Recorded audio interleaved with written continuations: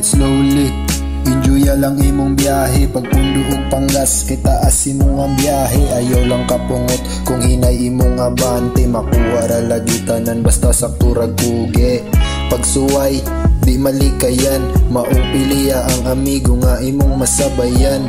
Kanang andam nga maminaw sa imuhang giyagiyan, ug dili kaniya hukman sa imuhang kamalian. Hinay na ang kalayo nga nahimong rason sa akong pagmata. Usahay mawad-an na lang uga na kay murag dugay ang pag-abot sa grasya.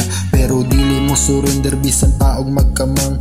Akong hinahinayon nang ako ang nasudan, kay gusto ko nga mo abante. Dili ko gusto magpermi og mo balik pas mga sakit na kung mga kaagi. Maunang patas ipagamay ang imuhang pasensya ug pagkat mo sabay sa uban nga tawo kay mga tangan ang mahimo nimong gabay sa imuhang pagbaklay.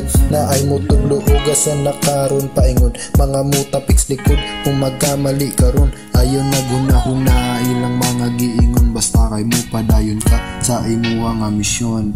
Bisan lisod ako alam ni pugson, walay laing choice kundi danggo kay kabuton. Ayo lang og hunong hinumdumi mga saad ni muska o galingon, para dili ka nga maulipon. Naay sariling desisyon, dili magpada sa mga ilusyon. Mas maayo magtuon para nga mas muligon pa ang atong pundasyon.